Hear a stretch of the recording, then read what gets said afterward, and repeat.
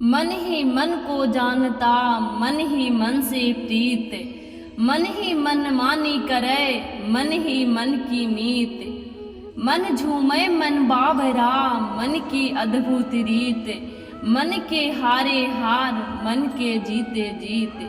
किसी भी चीज को समझने के लिए सबसे पहले मन को शांत रखना चाहिए और फिर काम पे ध्यान लगाना चाहिए, क्योंकि हम मन से ही प्रश्न खोजते हैं और मन में ही जवाब देकर बैठ जाते हैं। भगवान श्री कृष्ण ने मन को शांत रखने के लिए 2 चीजें बताए हैं। भगवत गीता में भगवान श्री कृष्ण कहते हैं, मन का बेचैन होना उसका स्वभाव है। हमारे मन को लगता है कि अगर वह अलग अलग बातों के बारे में सोचता रहेगा तो हमें आने वाली हर मुश्किल और मुसीबत से बचा लेगा, पर ऐसा होता नहीं है। हम अपने जीवन का काफी समय अधिक सोचने विचार करने में, परेशान होने में निकाल देते हैं। भगवान श्री कृष्ण कहते हैं कि मन का यह स्वभाव बदलना मुश्किल जरूर है, असंभव नहीं। अच्छा, आप लोग एक बात बताएं, क्या आप कौए को कह सकते हैं कि वे कौं कौं की आवाज न करे?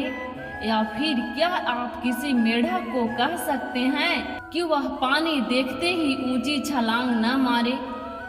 हमारे मन का भी कुछ ऐसा ही है। जीवन में कुछ भी होता है, अच्छा या बुरा, हमारा मन उस पर कौं कौं करने लगता है। कौं कौं से मेरा मतलब है चिंता करना, व्याकुल होना।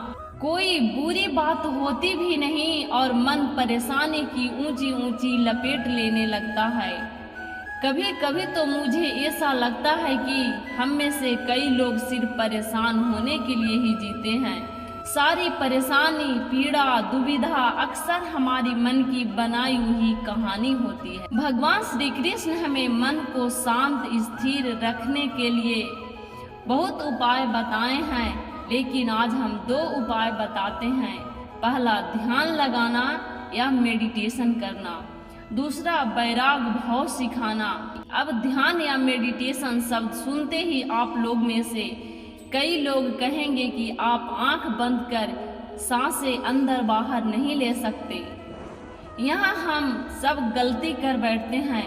मेडिटेशन या ध्यान का मतलब सिर्फ आंखें बंद कर बैठना नहीं होता। मेडिटेशन का मतलब होता है अपना पूरा ध्यान किसी चीज पे लगाना और उसे हटने नहीं देना। अगर आप रोटी बना रहे हों तो सिर्फ उस बात पर ध्यान दीजिए कि अगर आप पिक्चर देख रहे हो तो अपना पूरा ध्यान पिक्चर पे लगाएं। यह मत सोचिए कि पिक्चर देखकर आपका अपना कितना वक्त बर्बाद कर रहे हैं। जब आप जीवन के हर एक छोटे बड़े काम को पूरे ध्यान से करते हैं तो आपका जीवन ही एक मोटिवेशन बन जाता है। ऐसे जीवन में स्थिर, शांति, साहस और सफलता का होना अनिवार्य है। वैराग भाव दूसरा उपाय। वैराग का अर्थ यह नहीं कि आप सब कुछ छोड़कर जंगल में जाकर बैठ जाएं।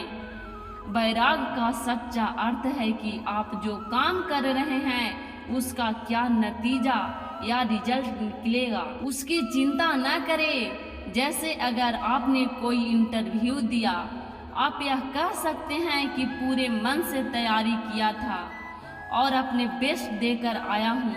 वह नौकरी मिलना या न मिलना आपके हाथ में नहीं है। इस नतीजे के पीछे अलग अलग चीजें हैं जो आपको बिल्कुल कंट्रोल में नहीं है।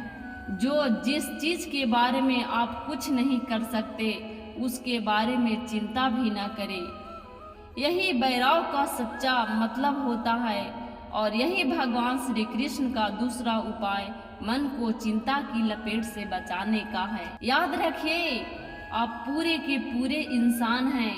समझदारी, संयम और कुशलता से भरे इंसान। आपका मन जब भी कौवे की तरह अलग अलग बातों पर आपका परेशान करने लगे, तब अपने मन को भी प्यार से समझाएं और शांत कर लीजिए। बस अपने ऊपर विश्वास रखिए कि आप कभी भी अपना बुरा नहीं होने देंगे।